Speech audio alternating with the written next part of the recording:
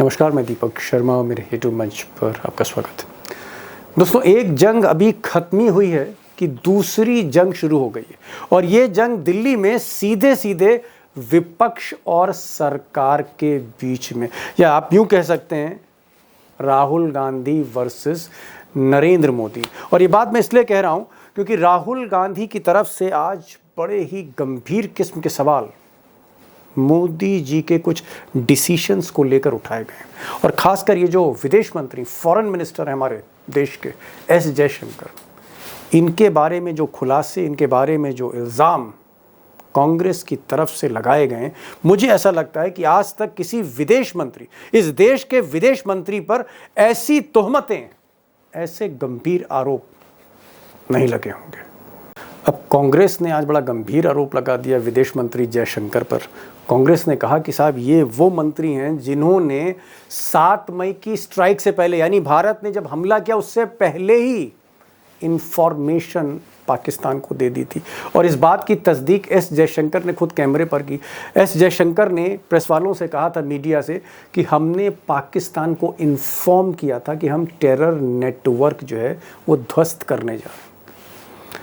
अब राहुल गांधी का कहना है कि ये एक चूक नहीं है, ये एक गलती नहीं बल्कि अपराध है। और पवन खेड़ा जो कांग्रेस के प्रवक्ता हैं, मुख्य प्रवक्ता हैं, इन्होंने तो यहां तक कह दिया कि जयशंकर जो विदेश मंत्री हैं वो डिप्लोमेट नहीं है, कूटनीतिज्ञ नहीं है, वो दरअसल मुखबिर हैं। सुनिए जरा, मुखबिर बता रहे हैं विदेश मंत्री को कांग्रेस के प्रवक्ता कि कैसे जयशंकर जी खुद प्रेस एजेंसीज को सामने बैठाकर और खुद बता रहे हैं कि हमने पाकिस्तान के आतंकी ठिकानों पर हमला करने से पहले पाकिस्तान को सूचित कर दिया था। अब ये सूचित करने का क्या मतलब होता है? आतंकियों पे रिश्ता क्या है आपका? कैसे आप बोल रहे हैं उनको? क्यों बताया आपने उनको? इसको आप क्या कूटनीति कहेंगे? ये डिप्लोमेट रहे हुए हैं, क्या इसको कूटनीति कहते हैं? माफ कीजिएगा, हमारी देहाती भाषा में इसको मुखबिरी कहते हैं, इसको कूटनीति नहीं कहते। ये मुखबिरी है, ये अपराध है। उधर राहुल गांधी का कहना है कि अगर इस तरह की इंफॉर्मेशन दी जाएगी और पहले से आप अलर्ट कर देंगे दुश्मन को, तो फिर अगर हमारी फौज का कुछ नुकसान हुआ है तो उसका जिम्मेदार कौन है? और राहुल गांधी ने यह भी कहा कि सरकार को यह बताना होगा कि हमारे कितने फाइटर जेट, हमारे कितने रफेल, 1500 करोड़ की जो मशीनें हैं, कितने हमारे रफेल जो हैं वो क्रैश हुए, उनको नुकसान हुआ। एक बड़ा सवाल राहुल गांधी ने किया कि सरकार इस बात को सामने रखे देश के कि हमें नुकसान कैसे हुआ, क्यों हुआ, उसकी वजह क्या थी। यही नहीं, और राहुल गांधी की तरफ से कांग्रेस ने यह भी कहा कि मिस्टर मोदी इसलिए चुप हैं, इसलिए खामोश हैं क्योंकि कहीं ना कहीं उनकी दुखती रग ट्रंप ने पकड़ रखी, चीन ने पकड़ रखी। और दरअसल मोदी हो या एस जयशंकर, ये दोनों अमेरिका से डरते हैं, ये दोनों चीन से डरते हैं, और इसीलिए युद्ध विराम में भारत कहीं ना कहीं झुकता हुआ देखा है। ये सवाल उठाए हैं कांग्रेस ने। तो सिंदूर का सौदा होता रहा, प्रधानमंत्री चुप रहे। विदेश मंत्री के मुंह से एक शब्द नहीं निकल रहा, एक शब्द नहीं निकल रहा, दोनों के मुंह से नहीं निकल रहा। हमें नहीं मालूम कि ऐसी कौन सी सीक्रेट्स हैं, ऐसे कौन से रहस्य हैं मोदी जी के, जयशंकर जी के, या भाजपा के और नेताओं के अमेरिका के पास, और मैं तो कहूंगा चीन के पास। न अमेरिका पे मुंह खुलता है, और चीन पर जब मुंह खुलता है तो सीधा क्लीन चिट देने के लिए खुलता है, और मुंह ही नहीं खुलता। अब दोस्तों, राहुल गांधी जो मुद्दा उठाते हैं, रिसर्च तो करते हैं, वो चाहे अडानी को लेकर जो उन्होंने इश्यूज़ उठाए हुए, उससे पहले राफेल को लेकर जो इश्यूज़ उठाए थे, या फिर अनिल अंबानी या मुकेश अंबानी को लेकर जो उनके आरोप थे, या कोविड में लॉकडाउन के बारे में जब राहुल गांधी ने कुछ भविष्यवाणियां की थी वो सच साबित हुई। यही नहीं, कास्ट सेंसस और रिजर्वेशन पर भी जिस तरह से उन्होंने मोदी की घेराबंदी की, मोदी को एक्सेप्ट करना पड़ा। सवाल इस बात का है कि राहुल गांधी के जो ताज़ा बयान हैं बड़े गंभीर किस्म के, कि कहीं ना कहीं विदेश मंत्री के लिए भारी मुसीबत खड़ी करते। सवाल इस बात का है कि इसकी जांच कौन करेगा? सीबीआई से आप उम्मीद नहीं कर सकते, सरकार से उम्मीद नहीं कर सकते, तो क्या इसमें जॉइंट पार्लियामेंट्री कमेटी बननी चाहिए जो ये जांच करे कि कहाँ कहाँ चूक हुई और उसमें विदेश मंत्री की क्या भूमिका थी? क्या डिप्लोमेटिकली विदेश मंत्री फेल हुए? क्या इंटेलिजेंस फेलियर भी हैं? क्या इस तरह के इन्वेस्टिगेशन में भी हम कुछ हासिल नहीं कर पाए? क्या इस पर एक जेपीसी बननी चाहिए? और क्या मोदी जी को पार्लियामेंट का सेशन बुलाना चाहिए, विशेष सत्र बुलाना चाहिए जिसमें ये डिस्कस हो, जो पूरा विपक्ष मांग कर रहा है? लेकिन उधर बीजेपी से भी आज मेरी बात हुई कई नेताओं से और उन्होंने बयान भी दिए। उनका कहना है कि साहब एस जयशंकर ने ऐसा कुछ भी नहीं कहा था, वो जिम्मेदार आदमी है, करियर डिप्लोमेट हैं, इस तरह की बातें नहीं कर सकते और उनके जो बयान हैं उसको कहीं ना कहीं तोड़ मरोड़ कर पेश किया गया है। अब ये बीजेपी का कहना है, इसमें मुझे लगता है कि अगर कोई जांच हो तभी मैं कुछ कह पाऊंगा कि कांग्रेस सही बोल रही है या बीजेपी सही बोल रही है। फिलहाल तो एक जंग से दिखती है दिल्ली में।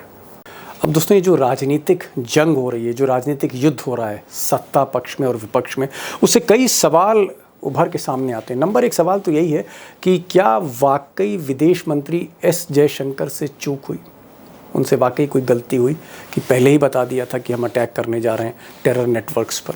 कैसा था? ये बड़ा सवाल है।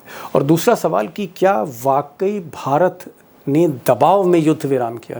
मिस्टर ट्रम्प का दबाव था, ट्रेड को लेकर दबाव था, धमकियां थीं या कुछ किसी तरह का कंप्रोमाइज़ था? वो मजबूरियां क्या थीं कि अचानक भारत को एब्रप्टली सीज फायर करना पड़ा, युद्ध विराम करना पड़ा और सेना का मनोबल कहीं ना कहीं टूटा है? और जो तीसरा बड़ा सवाल है जो राहुल गांधी ने उठाया है और बार बार उसको वो दोहरा रहे हैं, क्या इस कन्फ्लिक्ट में, इंडो पाकिस्तान कन्फ्लिक्ट में, और ख़ासकर 7 मई को जब दोनों ही तरफ से एयरबॉर्न थे फाइटर जेट्स, क्या हमारे फाइटर जेट्स डैमेज हुए? क्या राफेल विमान जो बड़ी महंगी मशीन है, खरबों रुपए की, डैमेज हुई है? और अगर डैमेज हुई है तो कितने राफेल विमान डैमेज हुए? क्या इसका हिसाब सरकार देगी? और सबसे बड़ा सवाल कि इस तरह के जो आरोप लग रहे हैं, खासकर विपक्ष से अब लगने लगे हैं, क्या मोदी सरकार संसद का विशेष सत्र बुलाएगी, पार्लियामेंट का स्पेशल सेशन बुलाएगी जहां बहस होगी और इन सवालों का जवाब देगी फ्लोर ऑफ द हाउस में? क्या ऐसा होगा या मोदी जी बैकफुट पर हैं और बैकफुट पर ही रहेंगे, अवॉइड करेंगे विशेष सत्र संसद का? अब दोस्तों बड़े कॉम्प्लेक्स इश्यूज़ हैं आज के कि विदेश मंत्री ने क्या गलती करी, विदेश मंत्री से क्या कोई इन्फॉर्मेशन लीक हो गई जाने अनजाने, या फिर हमारे जो राफेल फाइटर जेट्स हैं क्या वो डैमेज हुए हैं, क्या हमें और भी नुकसान हुआ है, क्या कहीं ना कहीं हम प्रेशर में आके, भारत प्रेशर में आके उसने युद्ध विराम कर लिया और ट्रंप की जो नीति और नीयत है वो कुछ और थी जिसके बारे में एक क्लैरिटी नहीं दे रहे हैं। चाइना की क्या भूमिका थी, इस पर भी पूरी तरह से हम चुप हैं। टर्की को तो हम बैन करने के लिए स्टेप्स ले रहे हैं, लेकिन चाइना जो मेन खिलाड़ी है इस पूरे, आप कह सकते हैं वॉर थिएटर का, उसको लेकर हम चुप क्यों? ऐसे बहुत से सवाल हैं, बड़े मुश्किल सवाल हैं, जवाब तो और भी मुश्किल है।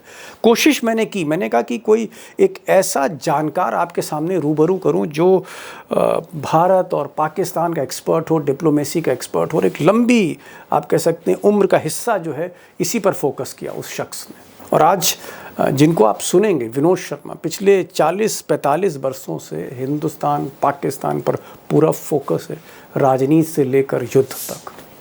उनको सुनिए, तस्वीर को समझने की कोशिश करिए, क्योंकि मुझे लगता है आने वाली जो राजनीति होगी, चाहे बिहार का इलेक्शन होगा, चाहे वो बंगाल का इलेक्शन होगा या आगे चल के तमिलनाडु का, ये जो युद्ध है, ये जो भारत पाकिस्तान का एपिसोड है, इसकी छाया आपको दिखेगी। यही राजनीति को बदलेगा, मोदी के फेवर में या मोदी के अगेंस्ट। विनोद जी, मेरा पहला सवाल ये है कि राहुल गांधी का ये कहना कि साहब कितने राफेल गिरे हैं, कितने जहाज गिरे हैं, क्या नुकसान हुआ है, इस पर चुप क्यों है सरकार? बजाय हिसाब देने के सरकार में हड़कंप क्यों है?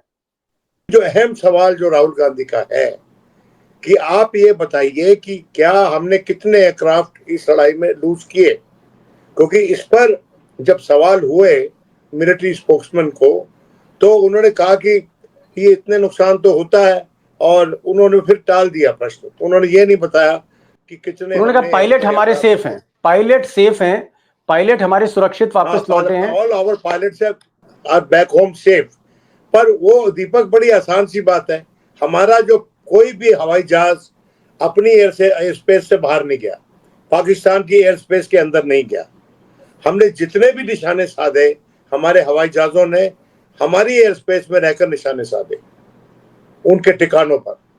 और वो टेक्नोलॉजी का कमाल था, वो हमारे पास जो वेपन सिस्टम्स हैं उनका कमाल था, और हमारे पायलट्स का कमाल था कि उन्होंने अपनी स्पेस में रहते हुए उन ठिकानों पे बमबारी की। देखिए, वो तो काबिले तारीफ बात है, लेकिन ये एक बड़ा प्रश्न आज के दिन बन गया है और एक कंट्रोवर्सी बन गई है कि जब एडवांस में आप अपने दुश्मन को बता रहे हैं कि आप किन ठिकानों पे अटैक करोगे, मतलब ब्रॉडली यूनरिकली, तो आप अपनी फौज को एक्सपोज कर रहे हो रिस्क में। और उसके चलते उसने सवाल पूछा है कि हमारे कितने एयरक्राफ्ट हमने लूज किए। उसका जवाब नहीं आया सरकार की तरफ से। ये विवाद आज के दिन इसलिए है कि सीजफायर के बाद पॉलिटिकल लीडरशिप की तरफ से कोई बयान नहीं आया। सब जो कुछ भी कहलवाया गया वो फौज से कहलवाया गया। अब ये बीजेपी की पुरानी आदत है कि बीजेपी जो है ऐसे वक्तों में फौज को आगे कर देती है, और जब सवाल उठते हैं उस पे तो बीजेपी का आरोप विपक्ष पे होता है कि आप तो फौज पे भी विश्वास नहीं कर रहे। विनोद जी, अगर विपक्ष कह रहा है कि भाई एक स्पेशल सेशन बुला लीजिए, और इतिहास गवाह है कि भाई पहले इस तरह के सेशन बुलाए गए हैं। नेहरू साहब ने तो 62 की जब वॉर चल रही थी उसी के बीच में वाजपेयी के कहने पे, अटल बिहारी वाजपेयी के कहने पे स्पेशल सेशन बुला लिया था। तो युद्ध जैसे माहौल में स्पेशल सेशन संसद के होते हैं। मोदी जी क्यों नहीं पार्लियामेंट बुला रहे हैं? मोदी जी, देखिए, ऐसा है कि इसका जवाब तो सरकार ही दे सकती है। जहां तक मेरी राय है, मैं समझता हूं कि सरकार से बड़ी गलती हुई है। जब आपने शुरुआत की उस मीटिंग से, जहां पर एक राय बन गई, नेशनल कॉन्सेंसस आपने डेवलप कर लिया विपक्ष के पूरे सहयोग से, उस कॉन्सेंसस को आपने सरवाइव नहीं करने दिया अब तक। अगर वो कॉन्सेंसस सरवाइव हो जाता तो भारत की सबसे बड़ी जीत मैं समझता हूं वो होती the unity of India, unity in purpose of India. वो आज के दिन टूट गया बदकिस्मती से, क्योंकि इन्होंने मनमानी करने की कोशिश की। इनको शायद ये लगा कि अगर पार्लियामेंट का सेशन बुला लेंगे तो ट्रंप पे क्या जवाब देंगे। देखिए, ट्रंप पे अप फ्रंट कोई भी स्टेटमेंट नहीं आई है। हाँ, जयशंकर जी ने जो भी स्टेटमेंट दी है वो उसमें अलग करने की कोशिश की है भारत को कि भाई हम कहीं कोई बातचीत नहीं करेंगे, और अगर कोई डिस्कशन होगी तो टेरर पे होगी और किसी चीज पे नहीं होगी, ये बात उन्होंने कही है। लेकिन अप फ्रंट अपने आप को डिस्टेंस करना डोनाल्ड ट्रंप के दावे से, वो शायद सरकार की तरफ से अभी तक नहीं हुआ है। और सबसे बड़ी मैं समझता हूँ कि सरकार की धर्म संकट वही थी कि अगर पार्लियामेंट सेशन हो जाता है और कोई भी चीज कहनी पड़ जाती है सदन के पटल पर, तो इंस्टीट्यूशनल मेमोरी में चले जाएगी भारत के। उससे ज्यादा कंफर्म स्टेटमेंट तो हो नहीं सकती, उसको आप ड्रॉ भी नहीं कर सकते बाद में, वो भी डिनायबिलिटी भी नहीं रहती। तो इसलिए शायद वो संकोच कर रहे थे उससे। लेकिन अब भी बुला लेना चाहिए, कोई दिक्कत नहीं है। अभी भी क्या दिक्कत है? या विपक्ष को बुलाएं और उनको दीपक ऑन इन कैमरा ब्रीफिंग की जाए, सीक्रेट ब्रीफिंग। नहीं विनोद जी, आप ये कह रहे हैं कि नरेंद्र मोदी ने इस वजह से विशेष सत्र नहीं बुलाया क्योंकि उनको लगता है कि घेराबंदी ट्रंप को लेकर होगी, और ट्रंप ने जिस तरह से मध्यस्थता कराई, बातचीत कराई, और ट्रंप ने जिस तरह से लीड लेने की कोशिश करी, इसका जवाब भारत सरकार के पास नहीं है। मेरा ये कहना है कि आप साहब इतने बरसों से डिप्लोमेसी देख रहे हैं, अमेरिकी राष्ट्रपति हो, भारत के प्रधानमंत्री हो, पाकिस्तान के प्रधानमंत्री हो, इस्लामाबाद में आपने बरसों बरस रिपोर्टिंग करी जाके। मैं आपसे जानना चाह रहा हूं कि ये ट्रंप का जो मसला था, ऐसा सीनियर जर्नलिस्ट, ऐसा टॉप मोस्ट जर्नलिस्ट, आपको क्या लगता है कि कहीं ना कहीं मोदी और ट्रंप के बीच में तालमेल की कमी है? ट्रंप ने ऐसा क्यों कहा? मोदी जी चुप क्यों हो गए? क्या लगता है आपको? क्योंकि मुझे अभी तक किसी ने सीधा जवाब नहीं दिया इसका। कंफ्यूजन है, सस्पेंस है साहब। अभी तक अमेरिका में भी डोनाल्ड ट्रंप डिकोड नहीं हुआ है, वो आपदा बना हुआ है। व्हाइट हाउस में भी वो आपदा बना हुआ है। अपने देश में विभिन्न बातें कर लेता है। मुझे तो कभी कभी लगता है क्या वो बाइपोलर तो नहीं है? सुबह बात करता है, शाम को दूसरी बात करता है। और ऐसे व्यक्ति को जो इतने ऊंचे पद पे आसीन है और जो इतना अहम पद पे आसीन है और जिसकी भारत को समर्थन की जरूरत है, उसके साथ सीधा सीधा मैं समझता हूँ भारत जो है मुठभेड़ नहीं करना चाहता था किसी भी फॉर्मल सेटिंग में, उसके बयान पे अपना बयान पेश करके।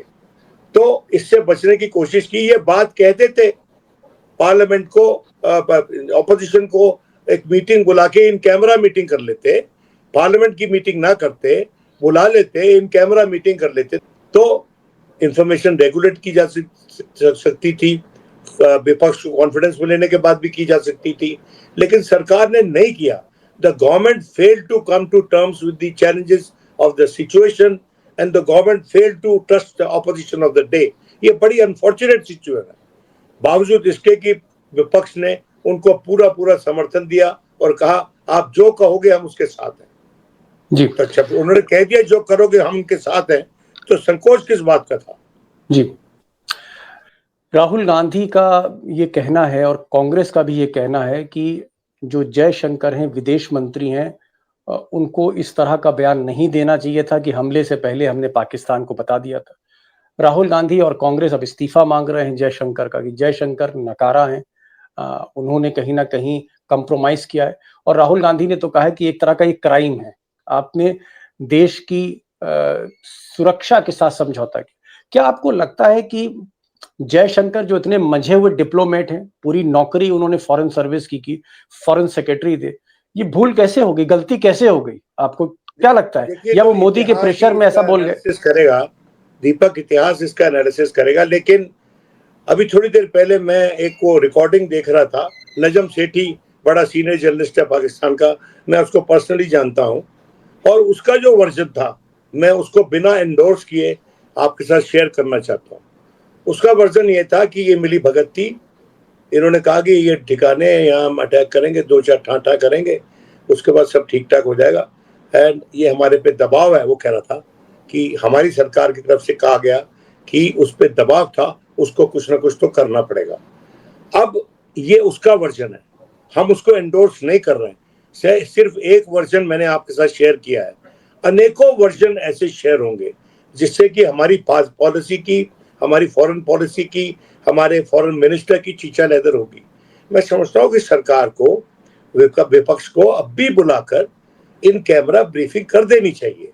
देखिए, इन कैमरा ब्रीफिंग से मतलब आपका ये, एक मिनट, विनोद जी कह रहे हैं इन कैमरा, ये वर्ड इन्होंने बार बार इस्तेमाल किया है कि इन कैमरा ब्रीफिंग होनी चाहिए। इन कैमरा का ब्रीफिंग का मतलब दोस्तों ये है कि बंद कमरे में एक कॉन्फिडेंशियल टॉक्स होनी चाहिए जहां सरकार विपक्ष को कॉन्फिडेंस में लेके सारी सच्चाई बताए, लेकिन वो बंद कमरे में बातचीत हो, वो बाहर बात जो है पब्लिक में वो डिस्कस ना हो। Privilege conversation between the opposition and the ruling party, privilege conversation जो पब्लिक नहीं की जाती। जी, ऐसा क्यों चाह रहे हैं कि क्यों आपको ऐसा लगता है कि मोदी को कॉन्फिडेंस में राहुल गांधी को लेना चाहिए, ममता बनर्जी को लेना चाहिए, स्टैलिन को लेना चाहिए, अखिलेश यादव को लेना चाहिए, जो हमारे देश के बड़े विपक्षी नेता हैं, उनके साथ मोदी जी को चाय पी के अंदर की कहानी क्यों बतानी चाहिए बंद कमरे में? ये मैं जानना चाहता हूं। लड़ाई थोड़ी है सिर्फ, ये तो भारत की लड़ाई है ना।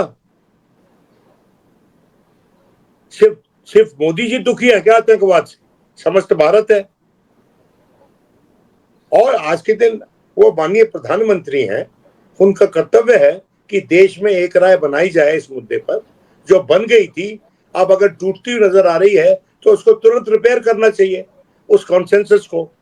और उसमें अगर कॉन्फिडेंस में लेना पड़ रहा है विपक्ष को तो कोई प्रॉब्लम नहीं है उसमें। मैं आपको बात बताता हूं, जब कांधार हाईजैक हुआ था और अटल जी ने यह फैसला ले लिया कि सरकार के पब्लिक के दबाव में कि उनको छोड़ेंगे आतंकियों को, उनके बदले में पैसेंजर रिहा करवा लेंगे, प्लेन को रिहा करवा लेंगे। उस वक्त चंद्रशेखर जो दिल्ली से बाहर ट्रेवल कर रहे थे, उनको दिल्ली बुलाया गया ये कहकर कि क्योंकि आप व्यावहारिक आदमी हैं, जसवंत सिंह जी ने बोला उनको, आप व्यावहारिक आदमी हैं, हम आपको ये बताना चाहते हैं कि किस कष्ट में, किस सिचुएशन में हमको ये फैसला लेना पड़ रहा है। ये कॉन्फिडेंस में ली जाती है बातें भाई। प्रॉब्लम क्या है दीपक कि हमारे देश में टाइम ऑनर्ड प्रैक्टिसेस जो हैं उनको नकारा जा रहा है क्योंकि वो पुरानी है। हम नई अपनी स्टैब्लिश करेंगे तो ये ऐसी प्रैक्टिसेस, ऐसा नहीं होता है। हमेशा the present learns from the past and becomes a motivation for the future. मतलब आपका ये कहना है विनोद जी कि जब IC-814 इंडियन एयरलाइंस के जहाज की हाईजैकिंग हुई, उस वक्त जब वो जहाज कंधार में था, तब आतंकवादियों ने कहा कि भाई हिंदुस्तान से आप टेररिस्ट छोड़िए वरना हम सारी सवारियां मार देंगे, भारतीय नागरिक मार देंगे। और ऐसी मुश्किल सिचुएशन में वाजपेयी सरकार ने पूर्व प्रधानमंत्री चंद्रशेखर से कहा कि भाई ये देखिए सिचुएशन है, बहुत स्थिति गंभीर है, हम आपको स्थिति बता रहे हैं। यानी कॉन्फिडेंस में लिया उस वक्त के बड़े बड़े नेताओं को वाजपेयी सरकार ने। ऐसे ही मोदी को लेना चाहिए। तो मोदी क्यों नहीं ले रहे, मैं ये जानना चाह रहा हूं आपसे, मोदी क्यों नहीं ले रहे? क्या वो डिक्टेटर हैं, तानाशाह हैं, डरते हैं, घबराते हैं, या उनका मिजाज दूसरा है? कोई तो वजह होगी विनोद जी। वो जवाब उसका एक जवाब तो यही है ना, मैं आपको कह रहा हूं कि उनसे ट्रंप के बारे में सवाल पूछे जाएंगे और शायद वो अपने आप को सहज नहीं पाते हैं उसका जवाब देने में आज के दिन। और दूसरी बात यह है कि there is clearly a lack of trust between Honorable Prime Minister and the opposition of the time. वरना दीपक जी अपने आप पे लागू करो, ऐसी कोई स्थिति बन जाए और उसमें तुम प्रधानमंत्री हो, वो 1 मिनट लगता है फोन उठा के, कोई प्रधानमंत्री का, जो भारत का प्रधानमंत्री है, किसी भी व्यक्ति को, भले ही उसके साथ कैसे रिश्ते हो उसके, अगर फोन करके बुलाता है कि मुझे तुम्हारी सलाह की जरूरत है, तुम्हारी मदद की जरूरत है, तुम्हारी सपोर्ट की जरूरत है, मदद शब्द मत इस्तेमाल करो, तो कौन मना करेगा? पर nobody can say no to the Prime Minister of India अगर वो रीच आउट करते हैं तो, जी पोलाइटली रीच आउट करते हैं तो। ये नहीं होगा। दो बड़ी बातें सीनियर जर्नलिस्ट विनोद शर्मा ने कही। उन्होंने कहा कि एक तो क्या है, ट्रस्ट डेफिसिट है, भरोसे की कमी है प्रधानमंत्री में और विपक्ष के नेताओं में, मोदी में और राहुल गांधी में। वरना एक फोन अगर मोदी करे राहुल गांधी को तो वह हाजिर होंगे, बातचीत हो सकती, कॉन्फिडेंस में हो सकती। जैसे ऑल पार्टी मीटिंग जब दोस्तों हुई तो कोई भी खबर लीक नहीं हुई। दूसरी बात जो विनोद जी ने बड़ी अहम कही कि दरअसल अगर अपोजिशन को बुलाते हैं, संसद का विशेष सत्र होता है, सवाल जवाब का दौर होगा, और तब मोदी ट्रंप को लेकर अपना बचाव नहीं कर पाएंगे। जब ट्रंप को लेकर सवाल मोदी से पूछे जाएंगे तो मोदी जी असहज हो जाएंगे, उनके पास कोई जवाब नहीं है कि भाई मध्यस्थता ट्रंप कैसे उन्होंने करी और किस तरह से कश्मीर इशू का जो है राग अलापना शुरू कर दिया मिस्टर ट्रंप। ऐसे बहुत से मुश्किल सवाल हैं जहां मोदी बैकफुट पर है और इसी वजह से एक तरह का डेडलॉक है बना हुआ है। दूसरी तरफ राहुल गांधी के जो सवाल हैं, चाहे जयशंकर पर हो या हमारा कितना नुकसान हुआ, हमारे जहाज कितने गिरे, इस पर भी सरकार चुप है। कुल मिलाकर मोदी सरकार प्रेशर में दिखती है, दबाव में दिखती है। विनोद जी, आपने समय निकाला और मैं बहुत शुक्रिया आपका अदा करूंगा, और खुलकर बात हुई और एक एक्सपीरियंस्ड आदमी से बात करने में मजा आता है। Thank you so much sir.